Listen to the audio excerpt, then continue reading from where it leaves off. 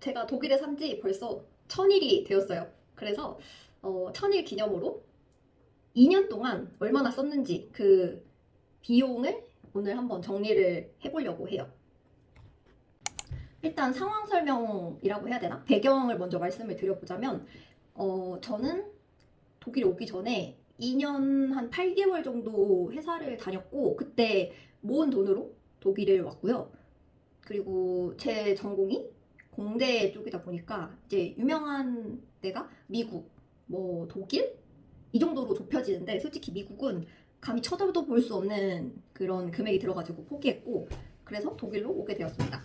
아 그리고 처음에 환전했을 때 그 유로가 1유로에 1300 한 30원, 뭐 40원 이랬는데 두 번째 환전했을 때는 유로가 1400 막 40원, 50원 이래가지고 환율을 어떻게 적용을 할지 하다가 여기서는 그냥 대충 중간값 해서 1,400원으로 적용을 해서 계산을 한 거고요. 그리고 그 제가 쓰는 금액의 기준이 슈페어콘토 기준인데 슈페어콘토가 뭐냐면 그 독일은 학생 비자를 받으려면 월 생활비를 정부에서 정해줘요. 그거 이상의 돈을 어떤 계좌에 묶어놔야 돼요. 슈페어콘토라고. 그러면 이제 그 은행에서 매달 그 일정 금액만큼을 제가 이제 생활비로 쓰는 계좌로 이렇게 입금을 해줘요. 네, 그래서 저는 그 슈페어콘토 금액을 기준으로 삼았습니다. 제가 제 가계부를 파워 BI라는 그 마이크로소프트사에서 나온 그 시각화 해주는 툴이 있거든요. 그걸 이용해서 정리를 해봤는데 이제 그 내용을 같이 보시면 일단 연간 소비 금액부터 말씀을 드릴게요. 2022년 9월, 그러니까 제가 처음 독일에 왔을 때부터 2년 하면 2024년 8월까지죠. 그때까지 총 쓴 그 토탈 금액이 24,141유로. 그러니까 한화로는 3,379만 원을 썼고요. 그리고 앞전에 말씀드렸던 제가 소비 기준으로 삼는다던 슈페어콘토 최소 금액은 2022년에는 861유로, 그리고 2023년에는 934유로, 2024년에는 992유로. 그러니까 매년 한 달에 120만 원에서 한 10만 원씩 이렇게 올라갔고요. 연도 기준으로는 2022년에 1332유로, 2023년에는 11,208유로, 2024년에는 11,904유로더라고요. 2023년만 보면은 지금 슈페어콘토 금액이 11,208유로인데 1,400유로 정도 썼으니까 선빵했다고 볼 수 있죠. 네. 이제 연간으로 봤으니까 월별로 이렇게 러프하게 봐보자면 9월에 소비가 상당히 많아요. 2,000유로를 썼어요. 근데 이건 왜 그러냐면 제가 지금 기숙사에 사는데 제 기숙사에는 침대, 책상, 옷장, 서랍장, 캐비넷, 인덕션, 냉장고 이런 큰 가전만 있어가지고 그러니까 자잘한 걸 제가 다 사야 돼요. 뭐 그릇도 하나 없었고 냄비 없고 뭐 포크 없고 전자레인지 없고 애들 쓰다가 간 것도 없어요. 여기는 나갈 때 진짜 싹 치우는 게 원칙이라서 아무것도 없어가지고 그런 자질구레한 거를 다 샀어요. 뭐 이불도 사고 이불 커버도 사고 뭐 청소 도구도 사야 되고 세제도 사야 되고 뭐 그걸 한 번에 막 다 사려고 하다 보니까 2,084유로를 좀 쓰게 됐다. 그리고 그 여파가 이제 10월달까지 가서 10월달도 이제 1,000유로를 썼죠. 그렇네요. 그리고 이제 2023년에는 뭐 그냥 그렇게 살아요. 근데 이제 이렇게 갑자기 확 떨어지는 4월, 9월, 10월 이때는 왜 이랬냐 하면은 이때는 제가 한국에 가가지고 방학이라서 그래서 거의 고정비 외에는 안 들지 않았나. 그렇기 때문에 이렇게 금액이 떨어져 있었다. 제가 또 한국 가는 비용은 슈퍼콘토에서 그러니까 유로로 쓰지 않고 한국 원화 통장에서 바로바로 써가지고 그거는 여기에 포함이 안 됐어요.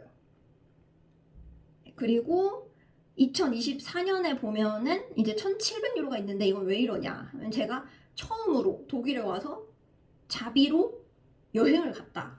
파리랑 벨기에를 갔는데 이걸 되게 빠듯하게 그러니까 급하게 구매를 해가지고 좀 다 비싸게 갔어요. 그래서 그것 때문에 저렇게 갑자기 조금 치솟은 면이 있지 않나 싶습니다. 그리고 이제 다음 페이지에는 월별 그 항목별로 뭘 얼마나 썼는지에 대한 건데, 보면은 지금 가장 많은 부분을 차지하고 있는 게 고정비예요. 고정비가 거의 한 50% 정도 차지를 하는 것 같아요. 네, 그렇네요. 왜 9월달은 고정비가 없냐 하면, 이때는 그 방세나 이런 거를 한국에서 미리 지불을 하고 왔기 때문에 9월에는 고정비가 없습니다. 그리고 고정비 다음에 많이 쓰는 게 식비. 거의 한 달에 뭐 한국을 간다는 이벤트가 없지 않으면 200유로에서 300유로 뭐 그 사이로 쓰는 것 같고, 이때는 왜 360유로를 썼을까 생각을 해보니까 저 때가 제 생일이어가지고 약간 먹는 걸 좀 폭주를 하지 않았나. 그래서 이렇게 366유로를 쓰지 않았나 싶습니다. 네. 그리고 노란색이 제 취미 생활인데, 저는 좀 멘탈이 약해가지고 운동을 하면서 좀 멘탈을 잡아줘야 돼요. 그래서 취미 생활은 무조건 하는 편입니다. 예산은 한 100유로 정도 생각을 하고 있는데, 거의 뭐 다 또이또이하게 지켰는데 왜 갑자기 285유로와 427유로가 있냐 하면, 이때는 한국 가기 전달이죠. 그러니까 한국을 가야 되니까 뭘 해야겠어요? 가족이랑 친구들 선물을 사야 되잖아요. 근데 친구 선물 사는 거 제 취미 생활이니까 취미 생활 비용에 넣었고, 그래서 이렇게 좀 폭주를 했다. 네. 아, 그리고 여기에 고정비가 갑자기 막 200유로가 치솟았는데 왜 이러냐면, 제가 24년도 6월부터 알바를 시작을 했어요. 근데 저는 좀 뭐랄까 아싸의 삶을 살아가지고 아는 사람이 없는 거예요, 주변에. 그래서 저는 당연히 백학 스튜던트 하면은 무조건 공보험을 가입을 해야 되는 줄 알고 사보험에서 공보험으로 넘어갔는데, 사보험일 때 85유로 내던 게 공보험이 되니까 238유로인 거예요. 거의 40만 원을 내라는 거예요, 보험료로. 그래가지고 지금 고정비 이렇게 뛰었습니다. 아, 그리고 생필품 이때 진짜 많이 샀죠. 이때 다 샀어요. 냄비, 뭐 칼, 뭐 접시, 그릇, 뭐 반찬통, 도마도 사고, 이불, 뭐 하여튼 필요한 거를 거의 다 사놓고, 그 다음 달부터는 그냥 쫌쫌따리, 뭐 영양제나 뭐 세제, 뭐 또 뭐 샀더라, 뭐 샴푸, 뭐 씻는 거, 뭐 휴지 뭐 요 정도 산 거 같고. 이제 초록색이 멍청 비용인데, 멍청 비용이 뭐냐면 안 냈어도, 그러니까 안 써도 될 돈인데 이 나의 잠깐의 멍청함 때문에 써버린 돈. 제일 큰 게 지금 7월에 110유로인데, 이때는 제가 그 회사 알바를 하면서 그 시간 체크를 해요. 근데 그 시간 체크를 뭐 20초씩인가? 뭐 더 찍어가지고 그게 모여서 뭐 1분인가 뭐 2분이 초과가 된 거예요, 한 달에. 근데 그것 때문에 그 제 세금 그 스테투스가 학생에서 갑자기 파트타이머로 바뀌어가지고 그 4대 보험을 다 내야 되는 그런 상황이 온 거예요. 그래서 110유로를 냈어요. 저때 1000유로 막 이렇게 버는데 110유로가 세금이 나오더라고요. 정말 대단하죠? 네. 그리고 뭐 없습니다. 네. 이제 그 다음에 월별 소비 내역 세부. 이게 제가 그 좀 쪽팔리긴 한데 그 거기에 쓰는 거예요. 그 엑셀에 이렇게 내역 아이템을 이렇게 쓰고 뭘 샀는지 뭐 이런 거 이렇게 쓰는 건데, 네, 뭐 고정비를 일단 보면은 뭐 방세 있고, 방세 뭐 비자, 보험, 학교 등록금 뭐 이렇게 있는데, 저는 고정비에 고정비 한 5가지가 들어가거든요. 첫 번째가 방세, 두 번째가 학교 등록금, 세 번째가 그 방송통신료, 그리고 네 번째가 보험비, 다섯 번째가 그 가끔 갱신하는 그 비자 비용. 이렇게 하는데, 방세가 이제 300 얼마였냐? 22년도에는 323유로였다가 23년도부터 358유로로 올랐고, 방송통신료는 18.36유로예요. 이게 뭐냐면 KBS 그 수신료 그거랑 똑같거든요. 18.36유로인데 이게 한 가구당 한 명만 내면 돼요. 근데 제가 지금 3인 3인 기숙사에 사는데 저 말고 다른 이제 같이 사는 애들은 밥백이라고 국가장학금 같은 걸 받는 애들이에요. 근데 그걸 받으면은 방송 수신료를 안 내도 돼. 면제예요, 면제. 그래가지고 지금 외국인인 제가 방송 수신료를 덤태기를 쓰고 있다. 그래서 물어봤어요. 거기에 룬투마이트가 거기 아예대에서 하는데 나는 TV도 없고 TV도 안 보는데 이걸 왜 내야 되냐 했더니 인터넷을 쓰면 내야 된대요. 인터넷으로 그 방송을 볼 수 있기 때문에. 그래서 네, 어쩔 수 없이 내고 있습니다. 이걸 만약에 안 내게 되면은 비자 갱신이 거절당할 수 있고 그리고 벌금을 내야 돼서 뭐 범죄 이력에 남을 수도 있다고 하네요. 그러니까 꼭 내도록 합시다. 그리고 보험료를 보면 2022년도에는 이때를 보면 보험료가 59유로였네요. 59유로였다가 2024년 3월쯤 보면은 85유로로 올랐어요. 그리고 이제 7월부터는 제가 바보짓을 해가지고 7월부터는 이제 바보짓을 해서 238유로를 냈습니다. 네. 그리고 학교 등록금 이거를 어떻게 해야 될지 좀 생각을 했는데 독일은 기본적으로 수업료는 내지 않아요. 근데 수업료는 안 내는데 뭘 내냐면 여기 컨닝 페이퍼에 있거든요. Sozial und Studierendenschaft Beitrag이라고 해가지고 뭐가 포함이 되냐면 한 학기 동안 학생 교통권, 학교 운영비, 학생회비 이렇게 세 가지가 포함이 돼서 저희 학교 기준으로 한 학기에 한 300유로 정도 내요. 그래서 저는 그 300유로 정도를 학기가 4달이니까 매달 낸다는 생각으로 이렇게 엠빵을 해서 달마다 75유로 정도씩 이렇게 꽂아 놓은 거예요. 그래서 고정비에 학교 등록금이 들어가 있습니다. 그리고 비자 발급 비용은 93유로인데 이거는 거의 1년 정도에 한 번씩 하는 거니까 그거는 뭐 정규 비용이 아니니까 뺄게요. 그리고 그 다음이 식비. 저는 빵을 가끔 먹어요. 가끔 이렇게 간식빵, 뭐 케이크 한 조각 사기, 토르트 한 조각 사기 이 정도 먹는데 제가 유당 불내증이 있어서 일단 버터랑 뭐 요거트, 우유 못 먹어요. 아 먹을 수 있어요. 먹을 수 있는데 배가 아파요. 네. 그리고 글루텐이랑도 좀 잘 안 맞아요. 뭐 파스타나 뭐 피자 이런 거만 먹고 한 2주 정도 살아봤는데 진짜 피부 다 뒤집어지고 계속 화장실 가야 되고 그리고 계속 방귀 끼고 막 계속 꾸르륵거리고 하여튼 살 수가 없어요. 그래서 여기서도 그냥 밥에 반찬, 그러니까 거의 한식이죠. 한식만 먹기 때문에 네, 한 이 정도 쓰는데 300유로 정도 들어가는 것 같아요. 근데 뭐 독일 식단이 잘 맞으면 이것보다 훨씬 적게 쓰기도 하더라고요. 저 아는 분은 뭐 100유로대 쓰는 분도 봤고 진짜 극단적으로 안 쓰는 분은 50유로? 뭐 이렇게 쓰는 분도 봤어요. 그러니까 그분은 월화수목금 한식당 알바를 해서 거기서 일하기 전에 밥을 먹고 일 끝나고 또 밥을 먹어요. 그리고 또 남으면 뭘 싸오고 그런 식으로 해가지고 좀 식비를 안 쓴다고 하더라고요. 근데 저는 한식당 알바를 안 해가지고 뭐 그럴 기회는 없었고 그래서 그냥 혼자 먹는데 뭐 한 300유로 45만원, 42만원 정도 뭐 쓰고 있죠. 그렇습니다. 그 취미생활 저의 멘탈 케어를 위해 운동을 주로 하는데 수영이랑 뭐 클라이밍, 수영 클라이밍 그리고 가끔 애들 만나서 외식하는 거 그리고 또 뭐 쓰지? 아 유튜브 구독하거든요. 유튜브 구독료 뭐 이 정도 내고 있고 외식은 한 달에 한 2번? 많으면 3번?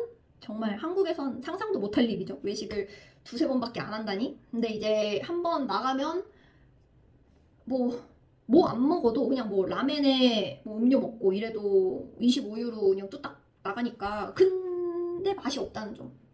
그 돈을 내고 먹었는데 맛있지가 않아. 한국에서 그 먹던 그 기준이 있잖아요, 우리는. 근데 여기는 그걸 맞추지 못해요. 그래서 돈을 쓰고 행복하지 않아. 그렇기 때문에 2-3번만 해도 괜찮은 것 같다. 네. 그리고 이제 또 뭐냐, 뭘 해야 되냐. 생필품은 뭐 핸드폰 요금, 뭐 이런 휴지, 뭐 키친타월, 설탕, 뭐 쫌쫌따리 필요한 뭐 샴푸, 뭐 제가 브리타 먹는데 브리타 필터값 이런 거고 이거 멍청비용 그때 그거 파트타임 돼가지고 4대보험 낸 거고요. 여행비는 없네요. 여행비 이때 좀 많이 썼지. 네. 벨기에 뭐 파리 이렇게 해서 724유로 정도 썼고 그 23년도인가 또 뭐 조금 쓴 게 있는데 그거를 잠깐 보면 언제 썼더라? 5월. 네, 이때는 그 친오빠가 네덜란드로 출장을 와가지고 거기 이제 숙소에 꼽사리 껴서 튤립 정원을 보고 왔어요. 그리고 하이네켄 투어를 했고 그래서 그 비용을 여기에 적어놨고 그건 제가 냈나봐요. 여기에 적어놓은 거 보니까 이제 그때 나머지 비용은 다 형님이 내주셨습니다. 형님 최고고요. 네. 근데 식비 그러니까 제일 많이 쓰는 게 보면은 지금 이게 고정비가 제일 많이 들어가고 그 다음이 식비인데 네. 제가 뭐 많이 먹지는 않는다고 생각을 해요. 그냥 백반집 가면 밥 한 공기 다 먹고 그냥 나온 반찬 좀 다 먹는 정도? 그리고 라면에 계란 2개 넣어서 먹는 정도고요. 근데 뭐 취미생활 뭐 100유로 정도 쓰니까 뭐 이 정도면 적당하다라고 생각을 합니다. 여기까지가 이제 가계부 소개가 끝났고요. 제가 느낀 장점과 단점에 대해서 말해보자면 장점은 일단 첫 번째 마음이 진짜 편해요. 저는 고3 때 수능 치고 나서부터 독일 오기 전까지 계속 일을 했어요. 뭐 단기 알바를 하든 뭐 대학교 다닐 때는 주중 알바 따로 있고 주말 알바 따로 있고 뭐 이렇게 했을 정도니까 가끔 단기 알바도 같이 할 때도 있고 그러니까 그때는 너무 바빴어요. 막 과제도 해야 되지, 퀴즈도 준비해야 되지, 시험도 준비해야 되지, 근데 알바도 해야 되지 이래가지고 그 알바를 안 하면서 공부만 하는 삶에 대한 약간 동경이 있었거든요. 그거를 드디어 이룬 것 같아서 너무 뿌듯하기도 하고 그리고 또 대학교 때 교환학생이 너무너무 가고 싶었는데 갈 수가 없는 형편이었어요. 그래서 그걸 또 이뤄냈다는 성취감이 있습니다. 그게 장점이고 또 장점을 찾아보자면 이 한정된 예산 내에서 그 생활을 다 해야 되다 보니까 가치관을 좀 확실하게 세워야 되겠더라고요. 그래서 내가 뭘 중요하게 생각하는지 안 중요하다고 생각하는지 이거를 진짜 확실히 할 수 있었어요. 그래서 이제 내 최저 생계비가 얼마나 필요한지를 알았으니까 어떤 경제적 고난이 닥쳐도 이겨낼 수 있다. 좀 생존할 수 있다. 라는 자신감이 생겼달까? 근데 뭐 장점만 있는 건 아니고 단점도 있습니다. 단점이라고 하면은 좀 경제적으로 자유로운 친구들에 비해서 기회를 놓쳤어요. 뭐 준 사람도 없지만 놓쳤다고 생각해요. 왜냐면 인턴십이 진짜 많아요, 독일은. 근데 제가 이제 하는 전공이 인턴십이 남부 쪽에 진짜 많거든요. 뭐 슈투가르트, 뮌헨 이쪽에 진짜 많은데 거기로 이사를 가서 방세를 더블로 내면서 인턴을 할 자신이 없는 거예요. 네. 방세가 일단 2배가 된다고 해도 좀 크니까. 그래서 그게 좀 아쉽고 뭐 논문도 뭐 내가 인턴은 남부에서 하고 논문은 뭐 베를린에서 쓸 수 있고 뭐 그렇거든요. 근데 이 거동이 자유롭지 못하다 보니까 그런 기회가 좀 줄어든다. 그리고 단점이 또 뭐가 있냐? 단점 2번째. 한국 친구들 경조사에 참석하기가 어려워요. 한국 가는 게 돈이 진짜 많이 들거든요. 지금 제일 싼 티켓이 뭐 100만 원이고 보통 150만 원 정도 하다 보니까 한국을 한번 가려고 하면은 뭐 한국 가서 그냥 가만히 있을 거 아니잖아요. 뭐 가서 먹고 뭐 사고 이런 것까지 하면은 진짜 한국 한 번 갈 때마다 한 300만 원 정도 넘게씩 쓰는 것 같거든요. 그러다 보니까 친구들 경조사들 챙기기가 너무 어렵고 그냥 완전 사이버 친구가 돼버린 느낌? 네. 오늘 영상도 봐주셔서 감사해요. 안녕.